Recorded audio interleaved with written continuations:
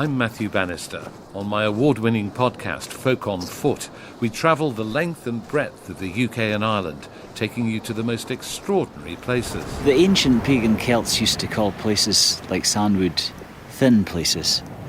Places where the distance between heaven and earth was very short. As we walk and talk with the finest folk musicians, you'll be immersed in landscape, history, and the natural world. In English lore, the curlew is one of the 7 whistlers, along with the golden plover, which is another bird you would hear here. Here he comes, gosh, he's so close. Amazing. And recorded in each location, there is always beautiful, transcendent music. Would you search through the loamy earth for me? Climb through the briar and bramble. There are more than 60 glorious episodes of Folk on Foot for you to discover wherever you get your podcasts. So start your escape into our world now.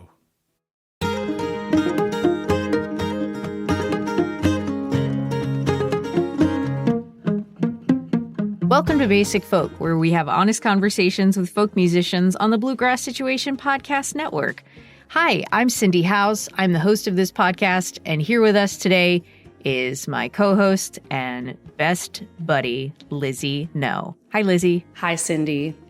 I'm sorry that I ridiculed you in past podcasts. Today is a day of atonement for us. No, I feel really good about that because teasing is love. But you can't go too far with it, otherwise you start to feel like a bro. Don't you feel like there were moments in like the early 2000s where it was all about like Will Ferrell and Vince Vaughn and like being mean to your friends, you know? Yeah, that was third wave feminism's death rattle. Yeah. Guess what? We woke up new and we're back and we're for the girlies. That's correct. If you would like to stay in touch with Basic Folk, and I hope you do, you can sign up for our newsletter, which is a once-a-month email, comes into your inbox and lets you know what's going on with Basic Folk, who's been on the show, who's coming up on the program, and our thoughts and feelings. You can also follow us on social media, Facebook, Instagram, TikTok, and YouTube at Basic Folk Pod. You can also make a contribution. We are a listener-supported operation. You can make your contribution at basicfolk.com. There are also links in the show notes for all of these things. My wife the other day read me a quote from Bill Maher, who, whatever about Bill Maher, but it was kind of like relating social media as like the new cigarettes. You know, like checking your likes is the new cigarette break. Oh, yeah, absolutely. Think what you may about Bill Maher, but I've been thinking about that one. He is right about that. I have been working on experiencing time in a more lengthy and spacious way. And part of that has been taking less stock in social media. But it's hard, guys. It's hard. Because we like attention and we like a little cigarette buzz. And also, the social media organizations have spent so much time and money on making these things like as addictive as possible. But, you know, follow us on social media, but take care of yourself out there. It's dangerous. Before we go any further, Lizzie, I want to say, so Kasey Anderson is on the show today. Very excited about that. It's a doozy, you guys. And it is Halloween. Ooh. Spooky. From a young age, I loved to wear a costume that completely transformed and created illusions out of my body. And I would make my dad build these creations that I had thought of. One year, I was like a 3D, I think this was first grade, I was a 3D wedge of cheese. Huh. And I was inside the cheese. It was like a cardboard contraption. I always love a Halloween costume where it invites you to imagine something else. That sounds great. At the moment that our listeners are hearing this episode, I am in Cambridge, England, on tour with Iron and Wine. And my guitar player, Will, and I have discussed whether or not we will do this show, which is now tonight, in costume. And I haven't yet made up my mind, because it would be bold. It would be very fun. We would definitely do drag in some form or fashion. And it would also be a little bit of a weird vibe to open the Iron and Wine show in Cambridge in a costume. So everybody just stay tuned for what we decide. Ooh, you should dress up as an Iron and Wine song. Like, you could be like Tree by the River. That's a great idea. You could be the tree and Will could be the river. He could be a woman and I could be a king. Uh-huh. Oh, man. Okay, drag. Woman King is my favorite Iron and Wine song. It's a really freaky one. It's so good. What a groove. Let's get to our guest today. Okay, I am so excited for this episode with my dear friend, Kasey Anderson, not only because he's such a cool songwriter, he's a really good friend of mine, fellow Scorpio, happy Scorpio season, but because this is a type of interview that I don't think I've gotten to do here at Basic Folk. We've dealt with a lot of firsts. We've talked to artists that are like on their first album or EP. We love to talk to artists about their origins, the beginnings of things, the roots of things. This interview starts from the end. Ever since I've known Kasey, his social media bio has been gradually retiring songwriter. And I'm always teasing him about what does that mean? When are you going to retire? And officially, this latest album, To the Places We Lived, is Kasey's last album. And I want to put that in very heavy quotes because I hate to imagine a world where a great songwriter friend of mine is not making records.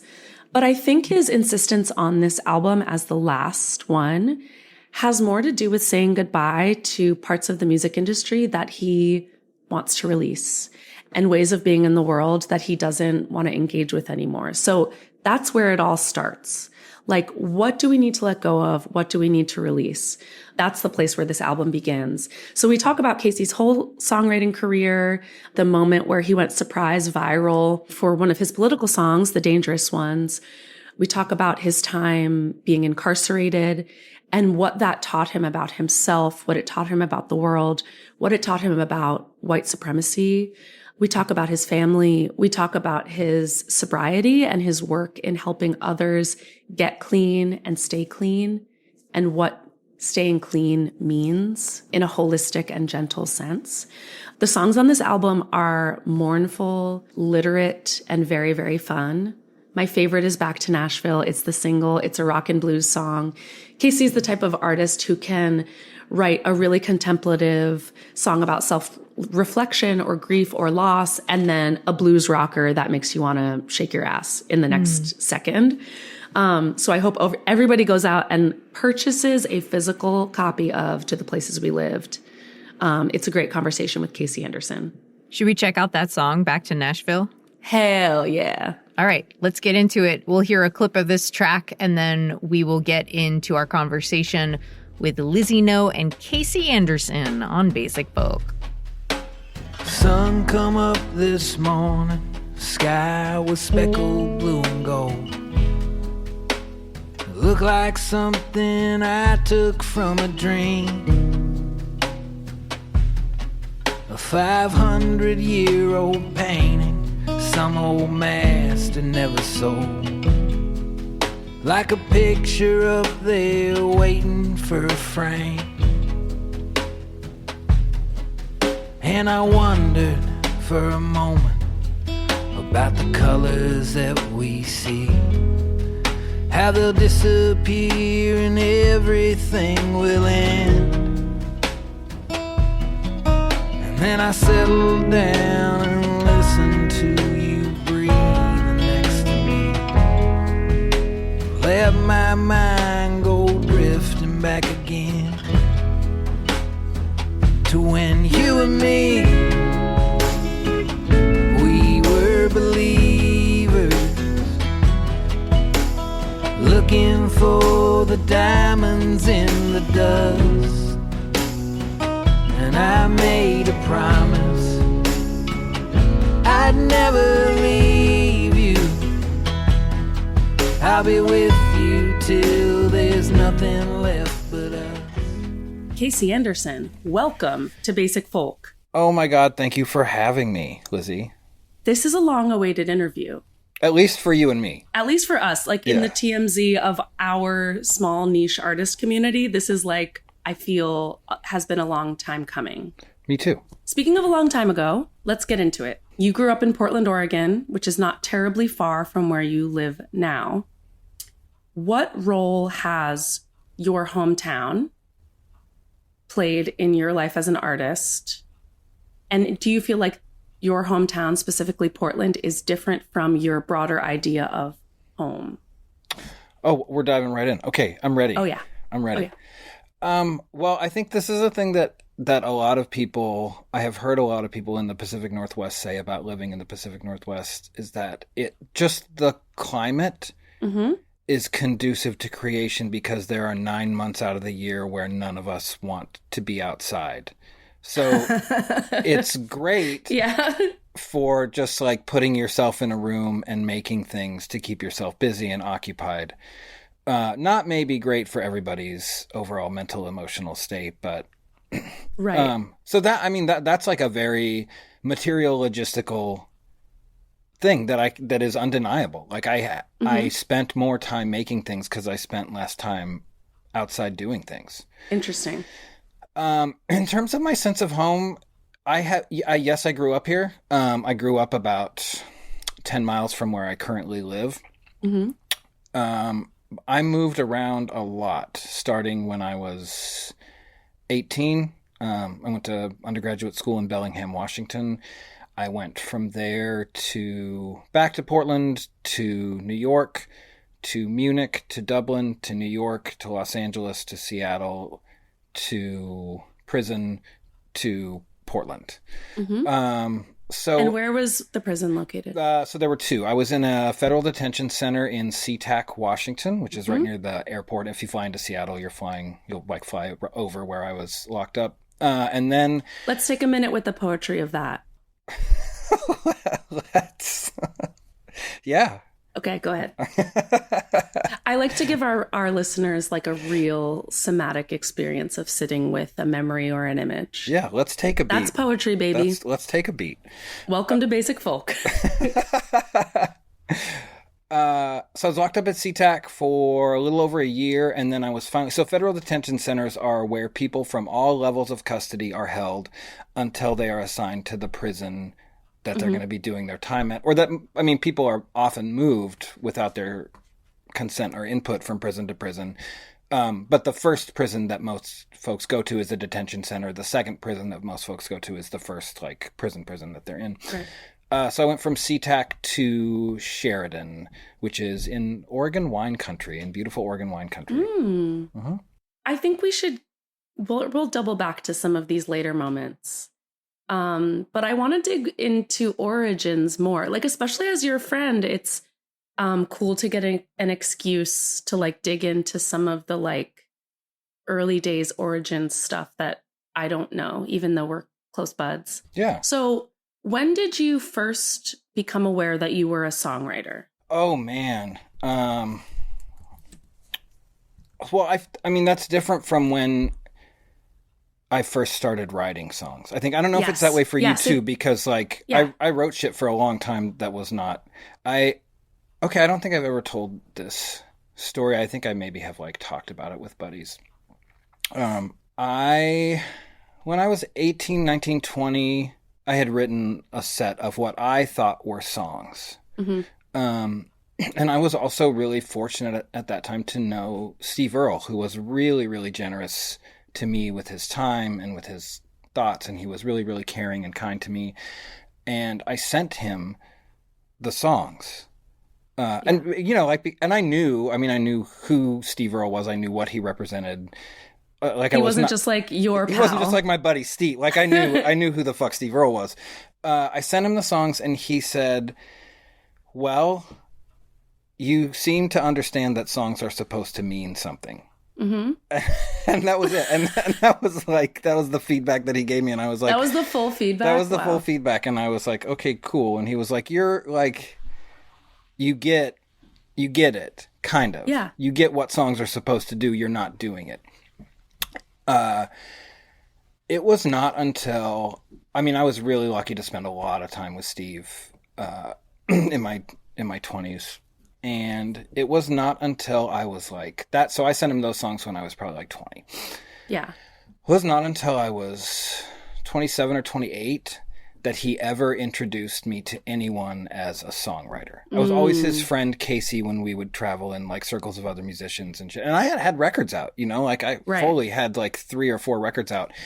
And he at one point was working with T-Bone Burnett, and he introduced me to T-Bone as a great songwriter. And I was like, okay, I guess I must be that then. I guess I must be a songwriter now. Right. So even in your own mind, you didn't really feel that you were like a bona fide songwriter in those moments.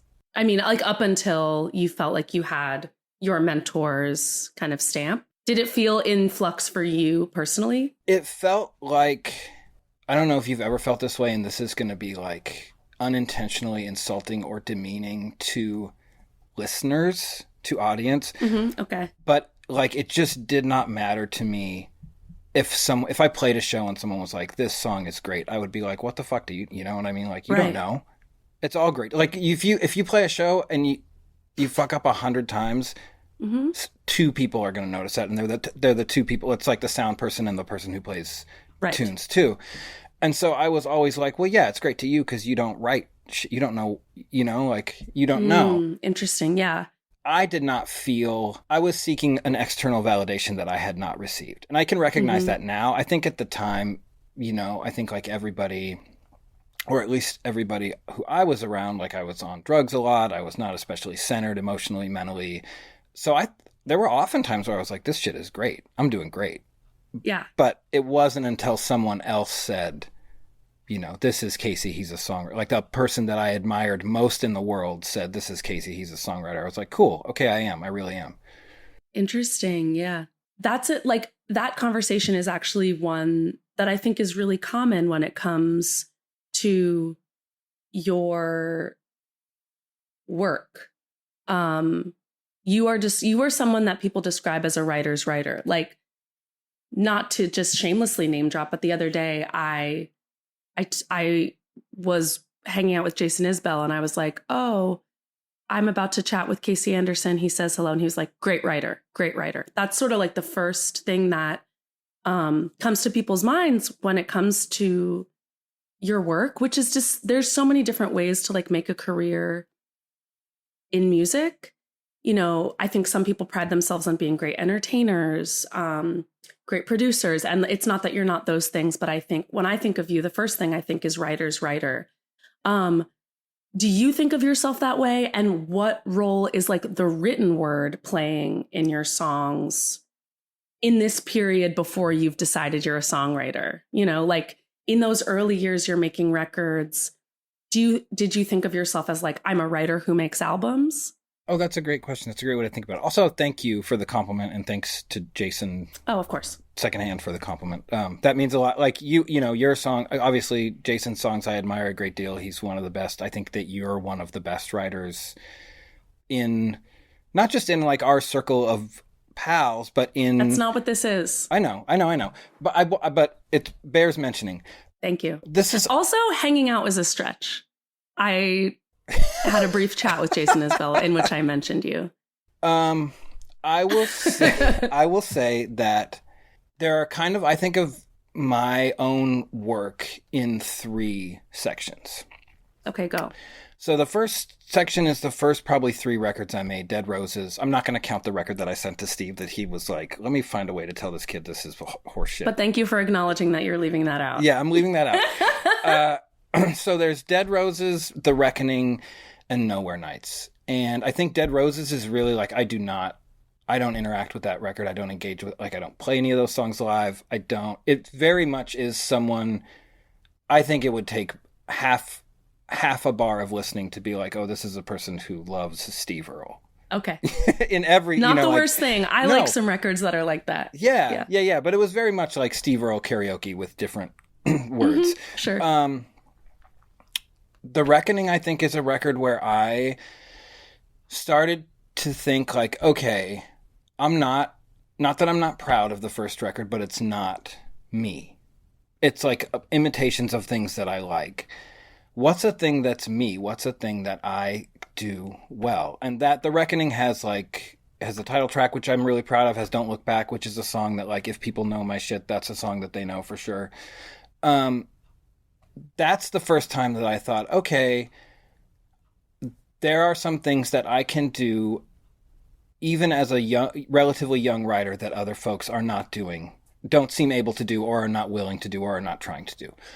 And then I made the Nowhere Nights record, which is one that I do play a lot of songs from, and I am really proud of, where I thought, like, okay, well, how do I get good at this thing that I think that I do? You know, like, how do I go beyond being a guy who is, like, performatively clever and pretty sharp? Like, how do I make that into something that's sustainable and that's actually meaningful, and that's not just, like, being cutesy for the sake of being Many in our scene would do well to listen. Sorry, go on. Yeah, I mean, I can't speak for or to anyone else, but to me, there's more to it than just, like, having people know that you're smart or know a couple words. That you know some $10 words. Yeah, and can rhyme, or that you have a rhyming dictionary. You know what I mean? And that Nowhere Nights is the record where I think people noticed me to the extent that I was aware that people were like, it was a record that got good press, and there were folks at the shows, and I was excited about it. And then I had some of this I can attribute to, like, mental health stuff. Some of it I can attribute to drug use, and some of it is just, like, the nature of my personality, in that, like, I was like, cool, well, I know how to do that. I don't want to do that. I'm not interested in that anymore. I want to make... The next record I made had no acoustic instruments except piano, and everything else was electric. I mean, drums are an acoustic instrument, but, like, I was like, I just want to write rock and roll songs. I don't want to be a smart guy anymore. I bet I can write, like, 10, 11 super dumb, cool rock and roll songs. And I made 2 records kind of like that. I think Heart of a Dog, I listened to literally the other day because my daughter asked me to put it on in the car, because she wanted to hear me sing rock and roll, is what she asked for. I am proud of that record. I think that probably had I been more present, the songs would be a little sharper, but it did what I had hoped to do. And so that's another way in which I was like, cool, I'm a writer first and foremost, because I don't only know how to write one kind of song. Yes. I can write different kinds of songs, and I know how to do it. That's a good working definition for me of, like, a writer's songwriter. I really like writers that are able to write in a bunch of different genres, kind of, where it's like it means you take a delight in form. Yeah, very much. That's a great way to put it. And then I think Let the Bloody Moon Rise, which is the second record I made with my band. Which we've talked off air about how I am very sensitive about saying this word out loud. It's not for my community to say, but you're welcome to say the name of your old band. Okay, can I give the context that I give just to assuage my own? Of course. Yes, please tell our listeners. So the band was called Kasey Anderson and the Honkies. We made 2 records. We took the name Honkies from 2 places.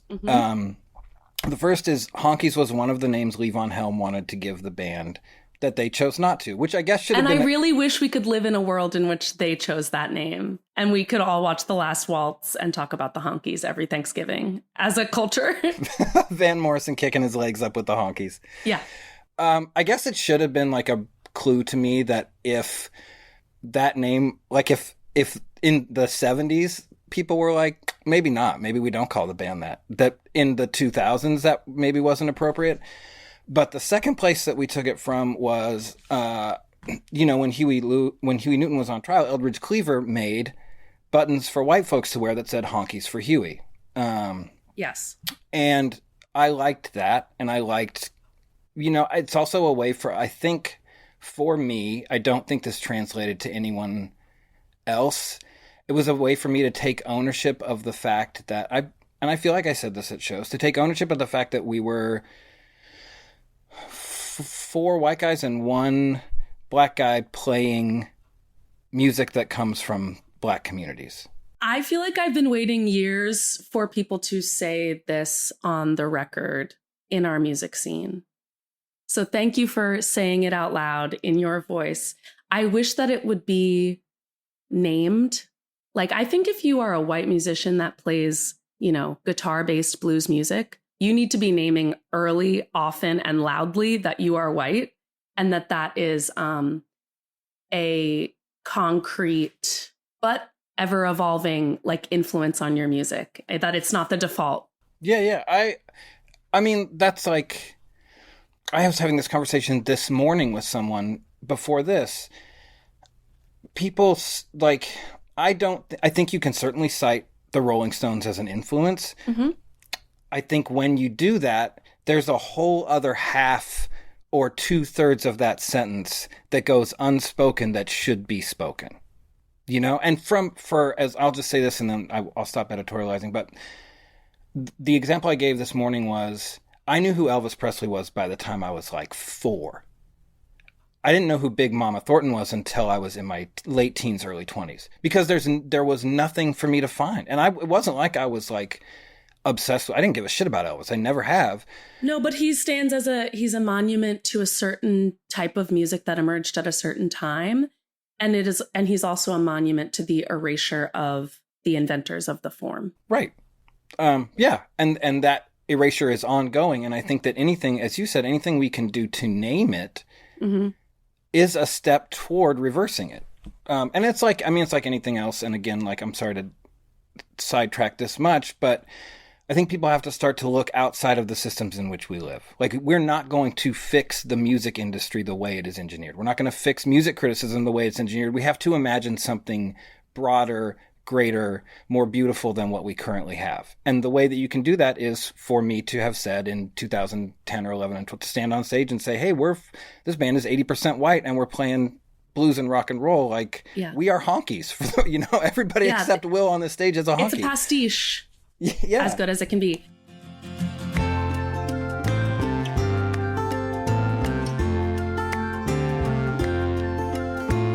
That actually leads me really beautifully into the next moment in your career that I want to talk about, which is The Dangerous Ones. Now, it's a song that took some journeys from writing to release to reception to re-reception. It's a really heartfelt song. It's an album cut off of a 2018 EP. Yep. Is that correct? Yeah, From a White Hotel. From a White Hotel, album rather. And it later kind of became this viral anti-Trump rallying cry. So I have a few questions about it. The first of which is, what about the song do you think resonated so broadly with people? I think that the folks at 11 Films who used it in their video, mm-hmm. I think it was a good choice to use the acoustic solo performance, mm-hmm. which is a bit more plaintive. I think it spoke to maybe what people were feeling that moment in time, which is, at least the way it was presented in the video, it speaks to a kind of rebuke of, I think, what is a communal learned helplessness on the part of most Americans, especially white Americans. And so I think in that context, what spoke to people was this idea that, you know, like, shit is bad, but we can do something about it. And that's mm-hmm. like such a, and not to be insulting or intentionally demeaning to people, but that's such a base level understanding of what that song is. Mm-hmm. But I think, you know, in the context that, like, however many million people heard it and sent it around and wrote about it, that's what they were reacting to, I think, is the sense that, like, oh, we're not helpless. You know, the broad reading of it is like, we're not helpless in the face of this monster person. We can vote him out, mm-hmm. Which is not what the song is about, really. But that is what that's the utility that it served in that moment. And we did, the scoreboard shows that we did vote him out. So nicely done. Yeah. Kasey Anderson. I love pointing to the score, doing the scoreboard thing. Yeah, exactly. Kasey Anderson won. Donald Trump 0. I have won heard, though, because he did win the election. So he did win. He did win. Okay. We'll see how things go this year. We can't get into that. I refuse to address the election on this podcast. I have a number of white male friends whose politics I largely share, who have said some version of, nobody really wants to hear what I have to say right now. Like, the best thing that I can do to be a leftist, to be a supporter of marginalized people, is to, like, kind of lean back and not share my opinions about our political moment. As somebody who lived through this Dangerous Ones viral moment where something that you wrote was used in service of, like, a bigger political shift.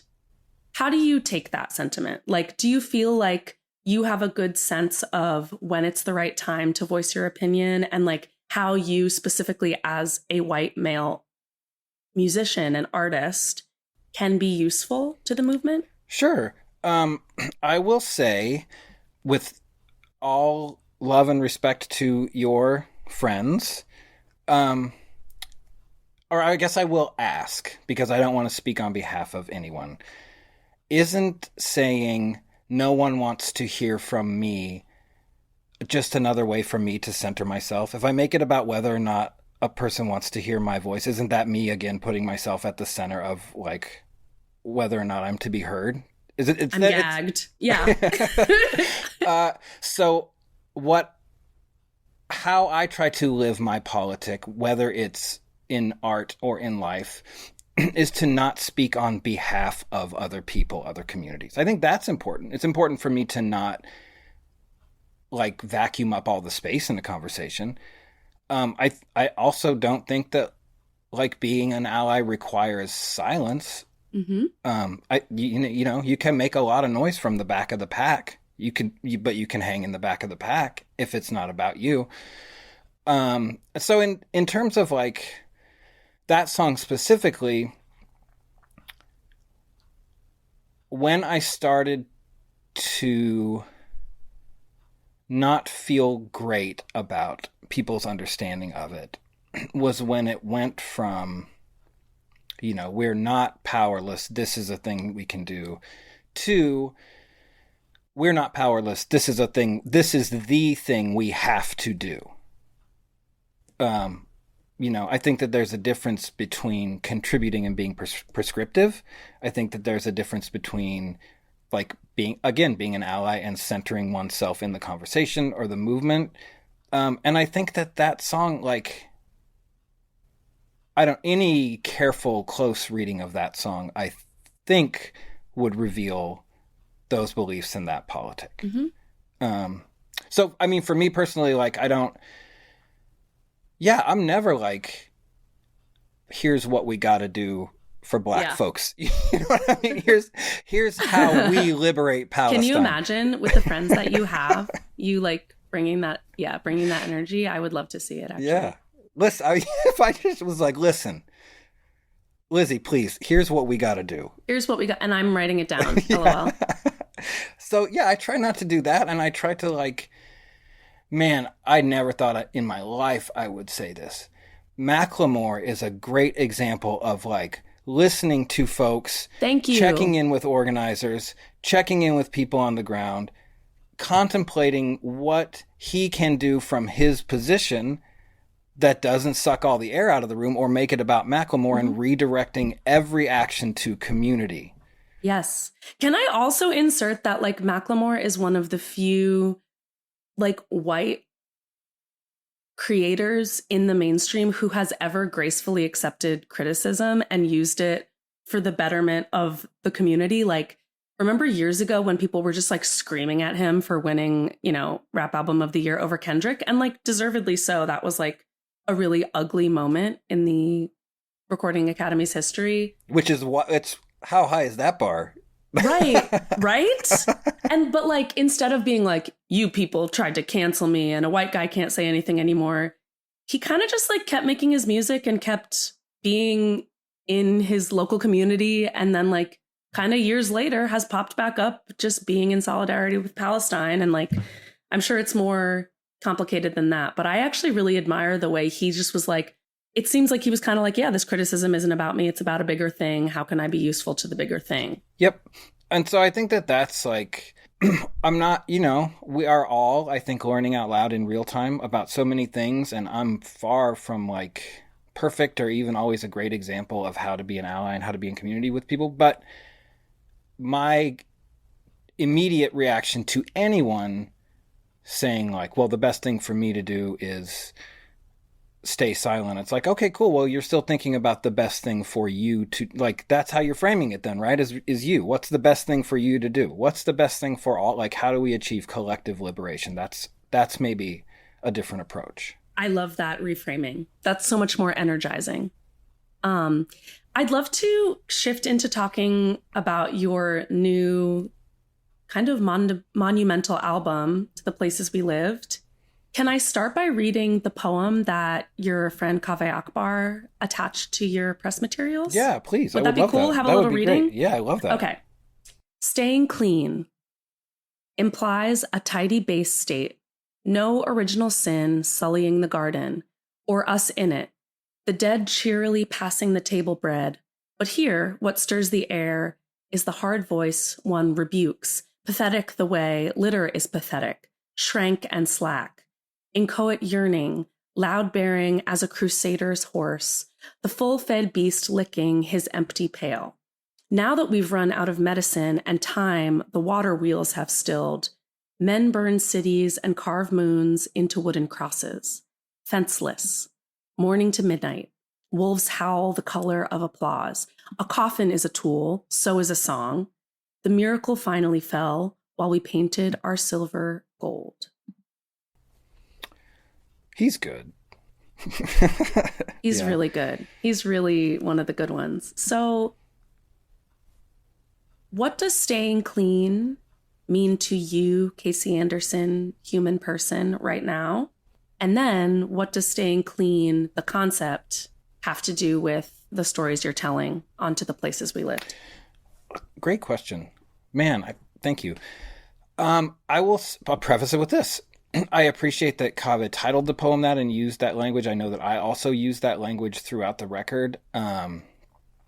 In my day-to-day life, working with folks in and recovering from substance use disorder, I typically don't use the word clean to denote abstinence from substances because it creates a clean, dirty binary, which is dehumanizing. But thank you for raising that. It's also something we talk about a lot in the reproductive justice community, that the word clean can create a lot of shame around STIs and lifestyle choices and substances and all that. Yep. But in the course of this record, it's used as shorthand for like recovery from whatever. Mm-hmm. And it's used specifically in the record. It's used in the voice of another person telling me, the character, who is me, like this is such an autobiographical record that it'd be silly to pretend it's not me, saying, right. If you can stay clean, I can stay close. So if you can keep your shit together, then I can stay next to you. Kaveh's use is, it feels very similar to that, or also feels like he's kind of deconstructing what the concept of clean means. So, now in my life, staying clean, honestly very much means just being alive. Mm-hmm. Some days, like staying clear of, I'll be 12 years into my recovery in October. Congratulations. Thank you very much. If that comes to pass. But there are, so I don't wake up and think I want to get fucked up. There are days when I wake up and think, I don't want to exist in the world anymore. And here's how I would exit the world if I were to exit the world. It would be through the use of substance. I would just do enough of the thing that I know would kill me. And so I think, for me in my own life, in that context, it just means like staying connected to the things that keep me connected to the world in a way that makes me want to remain inside of the world. And that's like, Hanif and I have talked about that. Anytime that we've appeared together, I think on stage, Hanif and I have talked about that. You and I have talked about that, both on stage and off. In the context of the album, like, not to borrow from, your record addresses a very different kind of freedom. This record for me is very much about like getting free of all of the shit that I drug around with me well after the fact. Like I've gone, like I went to treatment. I was incarcerated. I'm out now. I don't use the way that I used, or at all actually, but like I identify as having recovered or being in recovery from these things. Like, why am I need to shed some of this shit or I'm never going to be free of it. And like it came as a reaction to the writing of this record was very much a reaction to making From a White Hotel under the name Hawks and Doves with a band because I just was like, did not feel cool about releasing something as Kasey Anderson. Why do you think that was? Because I thought that I didn't think it would be cool to be like, I'm fresh out. Here's my new shit. You know what I mean? You're not City Girls? Yeah. Sometimes I wish we could, one of these days we're going to do a Basic Folk episode where we map the Americana landscape onto the rap scene and who is who, and that's going to be a whole good time. But sorry, back to your actual story. Oh, man. I'm already doing that exercise in my head. Yeah. I didn't feel like it was, I felt like it was presumptuous to assume people would want to hear from me after what happened. I did not have a good sense of like how many of the burned bridges were repairable. And I didn't, I really did not want to be like, Kasey Anderson is back, motherfucker. Like I wanted to just be like, hey, I still write songs sometimes and here's 11 I think are pretty good. Right. It sounded like you had something to say and something you wanted to perform, but you didn't necessarily want it to be about eyes being back on you. Yeah. In the context of like what had happened in your real personal life. Yeah. Yes. That's a great way to put it. That I've never even thought to put it that way. Thank you. And I don't know if this is true for you, but I feel like from knowing you personally and knowing your work, like, yeah, I felt like, okay, there is a conversation happening and I have something to contribute to it. And so, same way that I thought, years and years before, I'm doing a thing with songs that other people don't seem like they're comfortable doing right now. It's the same, like, okay, well, I feel like I have a thing to contribute that not that many people are contributing right now. Like Dangerous Ones, a lot of it was written after the inauguration, but the genesis of that song was being incarcerated with people from the Aryan Brotherhood who took Donald Trump very seriously when everyone else was still treating him like a joke. That was like, I had a front row seat to the transition from this dude is a clown to, oh, this dude is going to be the Republican nominee for president. Like everybody was like, fuck this. Because you were not arm in arm, but you were rubbing elbows with people that are like self-identified white nationalists. They were the ones who were like, this is our guy. Right. That's right. not something that liberals just like threw on Trump to tarnish him. No. Like that's what his people were saying.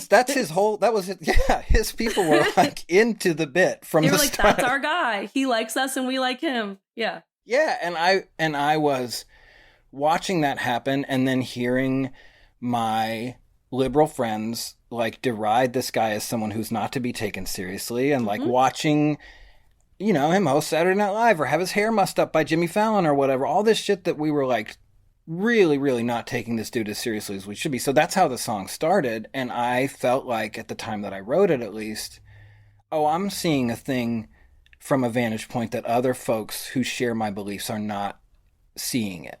They're not looking in these places to see it.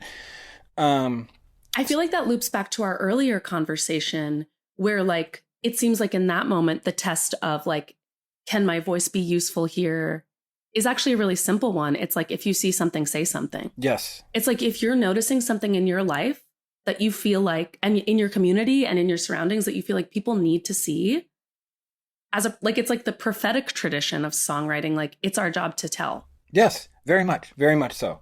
So that was that record. I mean, that was me, as you said, thinking, well, I have a thing to say that I feel like people would benefit from hearing. I don't necessarily want them to talk about Kasey Anderson saying it. And of course what happened was like every interview I did, they were like, oh, it's prison.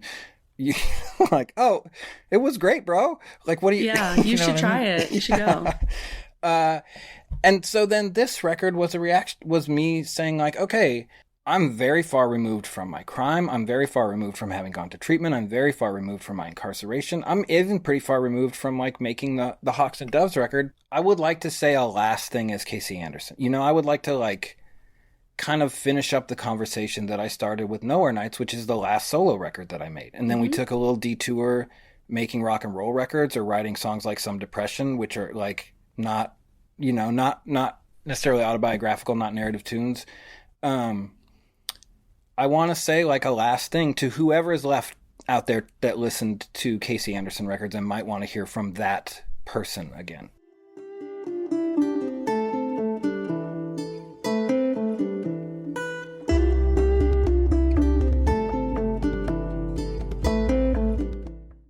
This interview is also going to be a real-time emotional reckoning that I experience where I see a friend retire.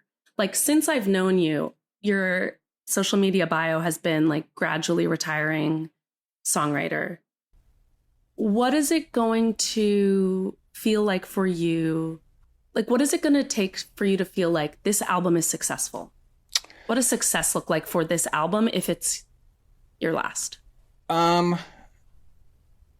That it exists. Like, I'm real close to achieving that. You know, on October 4th, it's going to be out and folks are going to hear it. Beyond that, like, I'm so fortunate in that I have a job, you know, my money, you know, I'm going to pay rent whether if no one buys this record, if not one person purchases this record, I'm going to still be able to pay my rent on time on November 1st. God bless. Thank you. Yeah. I mean, knock wood. We're away from there, but so I'm very, very fortunate and really privileged in that respect, which allows me, and you know, I said this to a number of music friends. Like, all I ever wanted from this career was to achieve the kind of freedom where I could make whatever I wanted and not care about what the reception would be and what the sales would be. We're all taught that the only way to do that is to get super fucking famous. If you get real rich and real famous making music, then you can make whatever you want. Well, actually, you can make whatever you want at any stage in the game. You can make whatever you want. You just have to disentangle yourself from the expectation that, you know, this is going to be the thing that drives your financial life, your material life, right? So it's sort of like a room of one's own concept that Virginia Woolf lays out so beautifully, which is like, it's not that you need everything. You don't need fabulous success, but you need a room.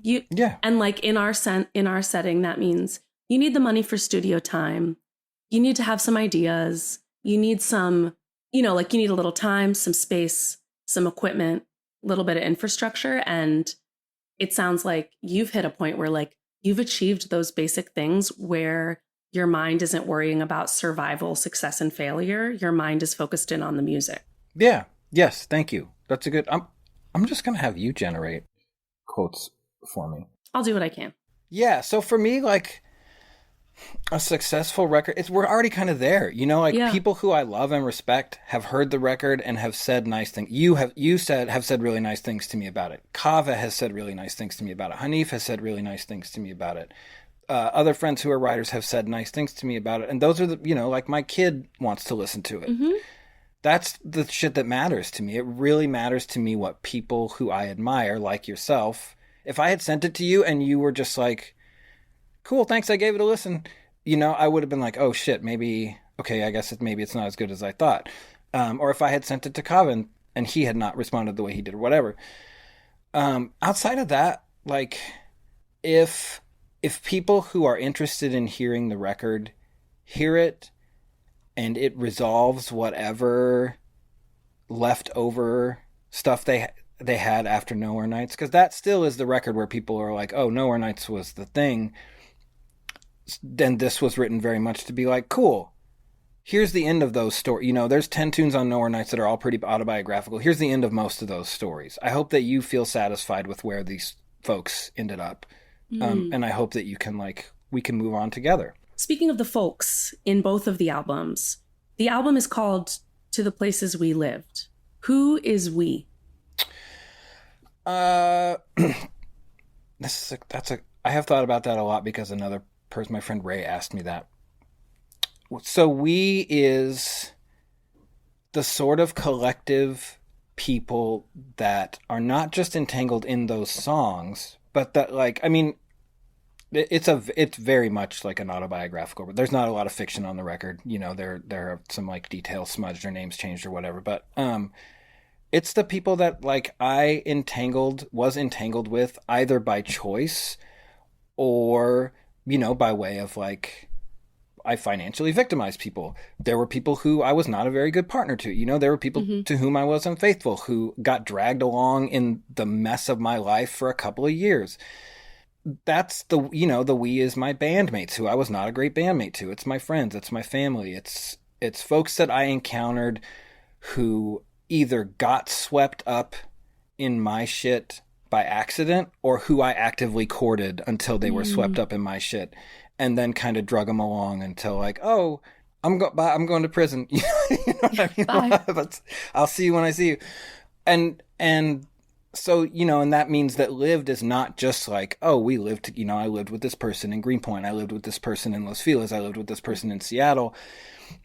It's the areas that we occupied emotionally, mentally, spiritually, collectively, in community with each other. It's all of these places that we lived together that I kind of like infected in a way, with my own, I was just not a healthy person. And so I think a lot of places and people became sort of momentarily infected. And this is a way of like very much making a living musical amends, very much trying to like, let this be the cleaning of those slates. Wow. What it feels like is you're describing like the reverse side of a mirror, where like today, mutuality and being in community and being interconnected and interdependent with other people is like, as your friend, one of the most special things about you as a person and as an artist. And it's the way that you're going to tell the story. Like the positive side of that interconnectedness is how you tell the story, but the dark side is the content. So how'd you put the band together? What was the community of people that like brought these stories to life? My intention was, so I talked about, this being a sort of living musical amends. And so the approach from the moment I wrote the first line of Believers, song came out this morning. Yeah. Whatever. Congratulations. I love the song. Oh, thank you. I do too. I really do. I wrote the first line of that song and I thought, okay, I have a song. And so I wrote the song and then I thought, oh, okay, this is the first song. I always write the first song first. Really? Since Nowhere Nights, I write the first song of the record, and then immediately after that, or, like as immediately as is possible, I write the last song of the record, and then I think, okay, then how do I get from the first song to the last song, and what does that look like? And that's kind of like the project for me, and that's what has always made it fun, is like, cool, how do I get, I have start and end, how do I get? So I wrote Believers on... What did I say, audience? This is a writer's writer. Thank you. So I wrote Believers and I thought, okay, I have a record. I wrote I wrote the title track and then I got from one to the other. And then I thought, okay, this is clearly a record about amends and, the people that I have loved and that have loved me and the ways in which maybe I failed them and the ways in which I can sort of make reparation or repair those. And so I thought, okay, cool. Well, then in that case, every person involved in this record is going to be a friend. I'm not going to like hire studio musicians. And I mean, there's no reason to, like, I've spent my life around musicians. And so I put Andrew McCaig and Will Moore were both in the Honkies. Jesse Moffat was in Hawks and Doves. Emily Overstreet, who played some piano, has been on a couple of my records. Jenny Conley Drizos from the Decemberists has been on a bunch of stuff. And so we did the basic tracks with that band. Kasey Neal is like another friend from Portland who I've worked with before. We did the basic tracks with that band, and then I thought we were done, and we started to mix. And during mixing, my dad, who had Parkinson's and Lewy body dementia, and he was diagnosed like 10 years prior, he got much, much worse, and it was clear he was not going to make it much longer. So we paused mixing. My dad passed away. Like a month later, we found out that my wife was pregnant. Thank you. And so then I was like, okay, cool. I have a kid coming. I'm just going to hang this up. And when I went back to the record, it didn't feel finished to me anymore. And so then I started to be like, okay, cool. Well, this is not like, I don't have to feel defeated. This is an opportunity to involve more friends. And I just started to ask Dan from Counting Crows, like, here's the record. Pick a couple songs you want to put guitar in it. Ask Sadler from Jason's band. Here, same thing. Like, here's the record. And then I had so much shit, which is what was the goal. I was just like, I had, Yeah, it's a good problem to have. Yeah. That I then, called Kurt Block, who is another friend who produced the Honkies records, and called Eric Gamble, who produced Nowhere Nights and Reckoning and Dead Roses, and said, like, help me. Like, I'm lost. There's a million tracks on every tune. I've asked every friend I have, to that point to play on this. I need to figure out, like, where the tunes are. And it really, like, I mean, it was stressful at times, but it was really a labor of love. And the whole project to me was just like, how do I involve my friends in this? And that extended to, like, Cole is doing the artwork. Kava wrote a poem for the thing. Hanif wrote an essay for the thing and wrote my bio. Like, any chance that I had to say, like, hey, do you want to be involved in this? I think it's my last thing. It would be really fun to do this with my friends. Yes.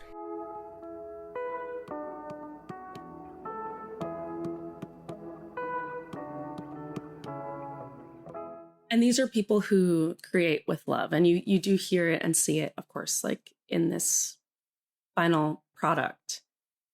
Do you mind taking the time to get into a couple of songs? I bet we're going to run long today. But I'm good with that. Okay, great. I'm good with that. So I want to talk about Start Again.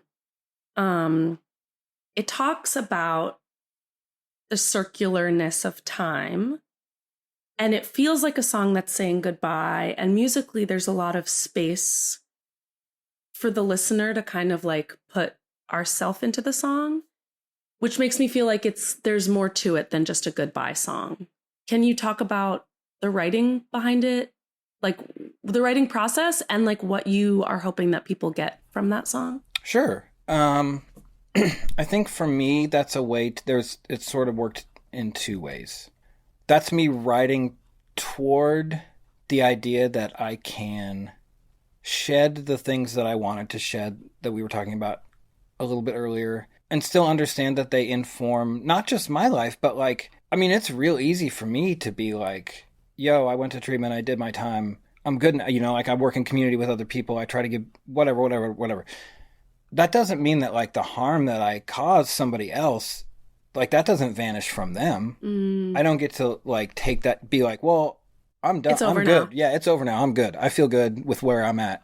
So whether that's like a partner that I had that I was unfaithful to or lied to, or like a person that I find, that I convinced to give me money and then misspent it, whatever, that they carry that for as long as they carry it in whatever the way they have chosen to or need to carry it. And so that's one of the ideas of the song is like, I can get away from this, but I can't ever get away from it.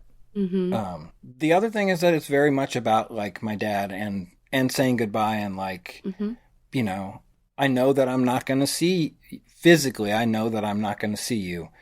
I will see you again. Mm-hmm.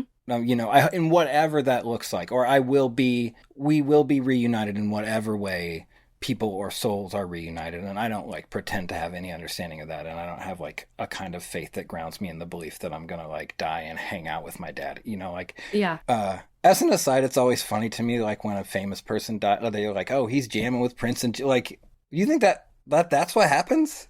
Do you think like I go up to heaven, I'm going to get to watch Prince and Jimi Hendrix? You think they have your preferred amp? I mean, I guess that's the point of heaven, but like, what is the format of the jam has always been the type of question that I ask. Yeah. And it's why I probably don't get invited to. That's why we're not going to heaven jams. There's a whole heaven jam circuit that we don't even have access to. Listen, the entire heaven jam circuit has never had any interest for me. And here's the reason why. I have been a harp player since I was a little child, since I really did believe in heaven. And in religion class, Sister Butler talked about how in heaven we're going to sit around on clouds and play the harp. And I was like, well, I play harp now, but I also get to like be in the world and I don't have to sit bored on a cloud. Like I'm going to have to sit in heaven and keep playing harp, but it's going to be more boring and worse. And no one cared about my concerns. And that's what pushed me out of the church. Bye. Well, that's what pushed you out of the church. That's wild. Yep. That was the last straw. That was pretty much my only issue with the whole institution. Yeah. You were like, this is all good. I'm good with everything except the fact that I'm going to have to keep playing harp. Aligns with me, but it's just like the logistics of the harp playing. So the song is about having to continue to live in a cycle of things I don't necessarily want to acknowledge, but acknowledging them in a way that is graceful and done with love and care. And also looking forward to whatever cyclical thing happens after we are materially gone from this place. And quantum physicists have recently asserted that death is an illusion. Have you read that news? Oh, sick. I have not. That's killer. Yeah, so there is a universe in which you and your dad are already jamming with Jimi Hendrix and Prince. Hell yeah. Let's talk about another song of return, or is it? Back to Nashville. It's the single, it's a banger. It's a blues saga that could be an ancient fable, but also, like, for anyone that has spent any time in this music city culture machine, like, feels very contemporary and real. How do you think about that machine now? What are your, like, how do you feel about Nashville when you sing that song? And do you feel like there are pockets of this part of the industry that give you hope? Or are you really for seriously never coming back to Nashville? Oh, I'll be back in like October. Okay, great. Materially, I will be back in Nashville in a couple of months, and I'll probably perform at the 5 Spot, which is like cool. See you there. A fun place to chill. Yeah. What I think is that I would describe this is like maybe not accurate and maybe giving myself a little bit too much credit, but I feel like I'm like the Forrest Gump of Americana in that I was always like right by the thing as it was happening. Never actually I was never the thing, but I was always like close enough to see it happening and like be there when the thing happened. And so I watched enough times that town and that industry and the genre that we work in kind of decide who got to be cool, and I will say that sometimes I was like, absolute fuck yeah, yeah, that's right. You're absolutely right on, like, these are great songs. This is a great person, like, great. This is, and that's in the chorus, like some friends of mine made good out there, and Lord, I'm glad they did. For real. If my friends who have had success out there, I feel like absolutely earned and deserved, in as much as in this world, those things can be earned and deserved. But like, it's like anything else where I got to a point, even before I was like no longer really involved in that scene or in music, where I was like, oh, okay, well, this is supposed to be the quote unquote real, like, this is the answer to the country music machine, which we are told just generates stars, and teams of people write songs, and that's not authentic, and the person singing the song didn't write the song, and that's not authentic, and whatever. And it's like, okay, well, and this is the real, and authentic. This is the real shit. This is, like, this is from the tradition of bluegrass and folk music, and this is like, if you're in tune with what's real, this is real music. And it's like, yeah, I mean, okay, like, where do we start that tradition then? Like, who are we talking about when we're talking about where this originated? And I will remind our listeners that we are talking about a blues song called Back to Nashville, being sung by a white man. Go on. I'm gonna let you finish, though. Okay, thank you. So who are we talking about? And like, who are the people that are making the decisions, right? Like, if it's the same 6-7 people at the Americana Music Association making the decisions about, at whatever publication, making the decisions about who gets to be the face of this genre, the face of this movement, is it really all that different from country music? Yeah, like, we're not singing about backroads and beers and like short shorts or whatever, but the machination of the thing is still the same. Mm-hmm. Like, structurally, systemically, it's still the same thing. And so, like, let's not pretend. Let's just call it what it is. Yeah. That tea is piping. I also feel like in Americana, there is like a tendency for like that thing that you're saying, like, who gets to be the face of this movement? The people that are the face of the scene actually don't have all that much power. No. Because someone's face can be really useful. Yeah, exactly. And that's all I'll say about that. No, exactly.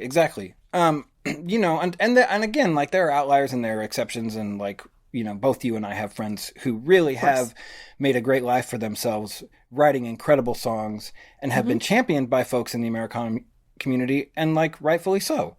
Great. It's great when the best shit rises to the top and is heard by lots of people. I'm never going to be against that, however it happens. What I am against, in terms of like Nashville, the place, and Nashville, the concept or construct, is this idea that there's any more authenticity to the process of deciding who those people get to be. Right. And that's that on that, honestly. I have an open-ended question that I want you to answer in any way you choose, and then I'd like to do a lightning round. How do you feel about that? Feel great about both. Okay. My last question about to the places we lived, the journeys that we've talked about as far as your being a gradually retiring songwriter and someone that works in community, in recovery.